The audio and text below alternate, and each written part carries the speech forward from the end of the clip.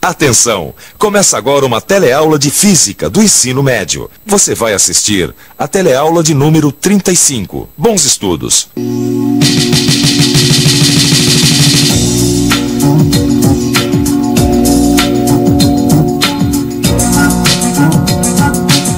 Na teleaula de hoje, você vai acompanhar um debate com a presença de grandes cientistas da história, que vão discutir as suas concepções sobre a luz e a sua natureza.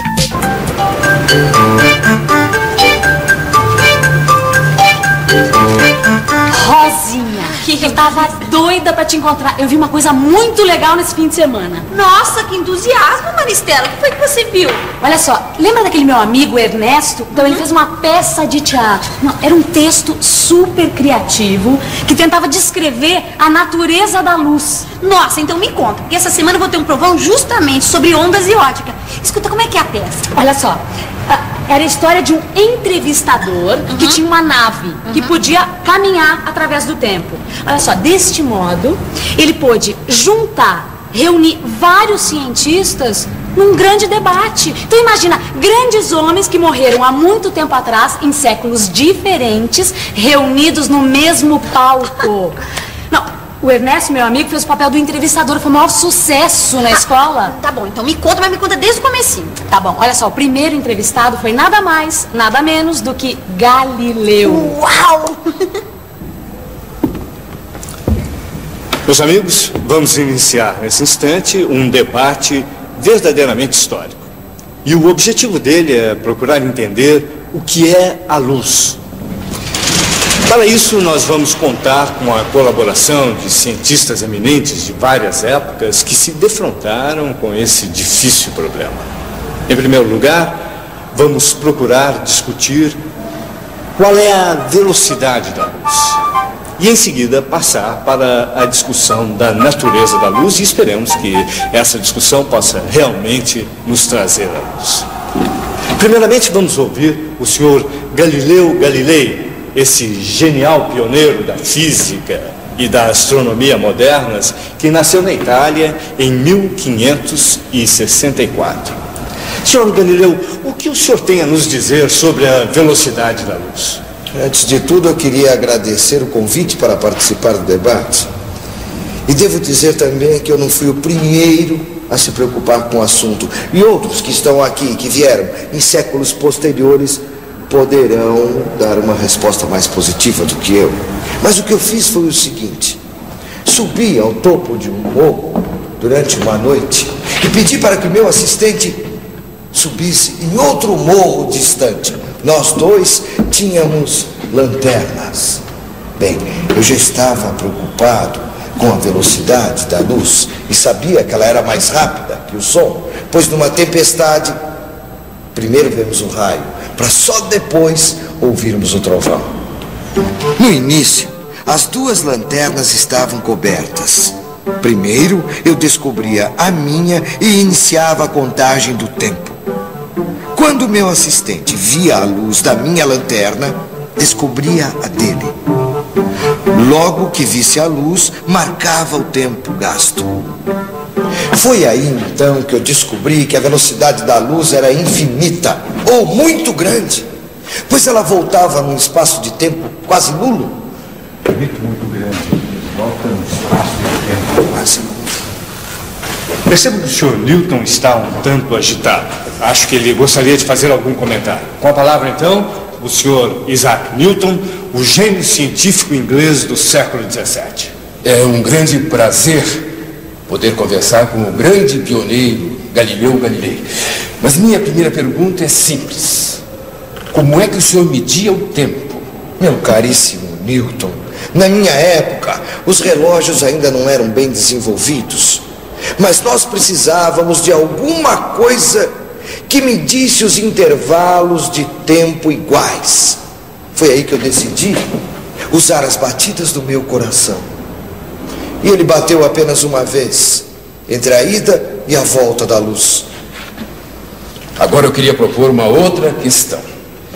Pelos meus cálculos, A velocidade da luz no ar é finita. É muito grande, como o senhor mesmo disse, mas é finita. E eu estou convencido de que a velocidade da luz num meio mais denso, como a água, por exemplo, é maior ainda. A mesma coisa acontece com o som. O som em metais é mais veloz do que no ar. É desse modo que podemos explicar a refração. As partículas da água atraem as da luz que estão numa direção, fazendo com que a direção mude. Quanto mais denso o meio, mais a luz vai se desviar. O que é que o senhor pensa disso? É mesmo incrível a ideia dessa peça, você não acha? Não, eu também estava assistindo. Bom, quando o Newton fez essa pergunta, foi a maior agitação. Todo mundo queria falar ao mesmo tempo. O próprio Galileu resolveu ceder a vez para outros cientistas. E aí, um matemático francês chamado Pierre de Fermat, também do século XVII, pegou a vez e discordou do Newton. Ele tinha uma teoria interessante para descrever como a luz vai de um ponto a outro. Ele usa o princípio do caminho mínimo. Bom, para exemplificar melhor o que seria isso, ele deu um exemplo bem simples. Imagine um pássaro que esteja sobre um muro numa posição A. Ele quer ir até o chão e voar em seguida para um ponto B, numa árvore. Qual é a trajetória mais curta entre esses dois pontos? Ora, dentre todas as trajetórias que a gente pode escolher, a mais curta vai ser sempre aquela em que os ângulos alfa e beta são iguais.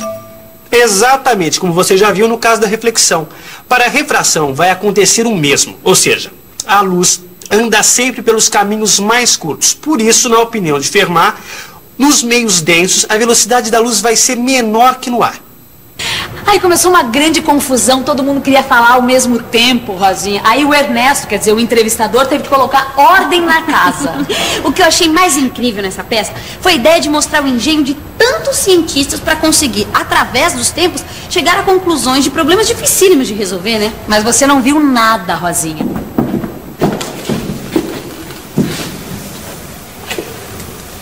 E vamos passar agora para um novo ponto da discussão, e é um ponto realmente polêmico.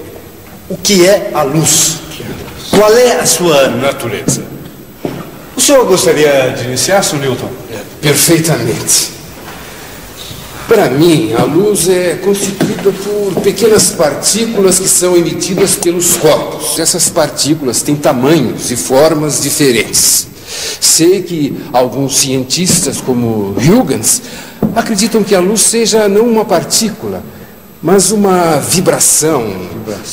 É, um fenômeno ondulatório, algo assim como o som. Mas a esses cientistas eu perguntaria o seguinte: se a luz é uma onda, por que ela anda sempre em linha reta e não contorna obstáculos? Ora, meus senhores, as ondas do mar contornam obstáculos, não é verdade? Sim, sim. E a mesma coisa não ocorre com as ondas sonoras. Podemos ouvir o que uma pessoa fala mesmo se entre ela e nós houver um obstáculo. Isso é porque, no caso do som, existe a difração. E, ao que tudo indica, não temos difração no caso da luz. Uau! O Newton foi categórico mesmo, hein? Foi? Eu não saberia como sair dessa. Mas lá só tinha gênio, não é, Rosinha? Olha, foram levantadas várias questões contra Newton. A principal foi do Young. Olha, ele defendeu a posição do Huygens que o próprio Newton havia citado e disse que podia mostrar a difração da luz. Ué, como? Mais ou menos desse modo. Olha só, observa aqui, ó, Rosinha. Ó, a luz do laser é um feixe bem fininho que forma uma pequena mancha no anteparo. Tá vendo? Observe agora, me empresta um fio de cabelo teu aqui. Ai, caiu aqui, ó, aqui. Observe agora, olha. A luz contorna o fio do cabelo e forma uma série de manchas que não apareciam antes. A luz foi desviada pelo fio de cabelo. Ela sofreu uma difração. Ué, mas e agora? Como será que a luz chegará até nós? Chegará em bolas, quer dizer, em partículas, ou será que ela vem em ondas? É uma perguntinha difícil de responder. Parecia naquele ponto que a discussão estava pendendo mais para o lado do Young. Mas Newton, ainda que soubesse que sua teoria não resolvia essa questão, não estava contente com a ideia de que a luz é uma onda. Contra esse argumento, colocou a seguinte questão: Como é que essa teoria explica o fato de que a luz atravessa certos cristais, chegando até haver uma extinção da intensidade luminosa? Então Young explicou que a sua teoria diferenciava da teoria de Huygens, segundo a qual a luz vibra na mesma direção em que caminha, exatamente como faz o som, como mostra este esquema. Mas acontece que a teoria que Young desenvolveu juntamente com seu amigo físico francês Augustin Fresnel dizia que a luz vibra numa direção perpendicular à que caminha. Com isso, Young explicava o comportamento da luz nos cristais. Desse modo, a teoria corpuscular, ou seja, que a luz é constituída de partículas emitidas pelos corpos, formulada por Newton, estava perdendo terreno. Ainda mais quando o físico escocês que viveu no século passado, James Clerk Maxwell, deu seu depoimento. Estudando as ondas eletromagnéticas, ele descobriu que a velocidade delas era igual à velocidade da luz e concluiu que a luz é uma onda eletromagnética, como as ondas do rádio. E como essas ondas também vibram perpendicularmente à direção em que se propagam. Ele teve que fechar com Young. Mas quando parecia que a opinião de que a luz é uma onda era uma verdade absoluta, surgiu o gênio da relatividade. Viagem no espaço. Acaba de chegar para o nosso debate o físico Albert Einstein, famoso pela sua teoria da relatividade. Gostaria de me desculpar pelo atraso, mas não pude resistir ao chegar a esse futuro à tentação de ver os progressos produzidos do meu tempo para cá. Acabei vendo parte do debate pela televisão e gostaria de dar o meu depoimento. Bem, era conhecido o fato de que quando a luz incide sobre determinados metais, ela é capaz de arrancar elétrons dos mesmos. A este fenômeno damos o nome de efeito fotoelétrico. Efeito fotoelétrico. Exatamente. Mas o que me intrigava era que a energia com a qual os elétrons saíam não dependia da quantidade de luz que incidia sobre a placa. Por exemplo, uma luz vermelha muito forte poderia não conseguir arrancar os elétrons, enquanto que uma luz violeta de baixa intensidade conseguia. Então concluí que o ponto crucial era o comprimento da onda. Aí utilizei um raciocínio que um outro físico chamado Planck já tinha usado. Esse raciocínio dizia respeito ao fato da energia aparecer em quantidades que são sempre um múltiplo de uma certa quantidade muito pequena. Poderíamos dizer pacotinhos de energia. Então usei esse raciocínio para o efeito fotoelétrico e resolvi o problema. Descobri que a energia luminosa vem sempre em pequenas porções, em pequenos pacotes que são chamados de quantum de energia. E quem carrega essa energia é uma partícula. E essa partícula nós chamamos de fóton. O que o senhor está querendo dizer, apesar de todas as deduções em contrário, que a luz é uma partícula e não uma onda? A conclusão a que cheguei é que a luz possui uma dupla natureza. Ora ela se comporta como partícula, ora como onda. Partícula e onda. Eis o que é a luz. Puxa, Maristela, eu adoraria ter assistido essa peça, Olha, viu? foi ótima mesmo, a Rosinha foi bem didática. E mostra que em ciências nenhuma explicação é eterna e que essas discussões nos ajudam a entender a natureza. E me ajudam a preparar melhor para a prova, né? Aliás, eu acho que eu vou fazer uma boa revisão, viu? Vamos nessa! E atenção, se liga aí que é a hora da revisão. Na teleaula de hoje, você assistiu à encenação de um debate que reuniu cientistas de várias épocas da humanidade. E neste debate, discutiu-se, entre outras coisas, a velocidade da luz. Nesta teleaula você aprendeu também que inicialmente pensava-se que a luz fosse uma partícula. Depois, a luz foi interpretada como uma onda. E nos dias de hoje, aprendeu também que a luz pode ser considerada tanto partícula como uma onda. Finalmente constatou que, em ciências, as ideias são mutáveis e não existem certezas eternas.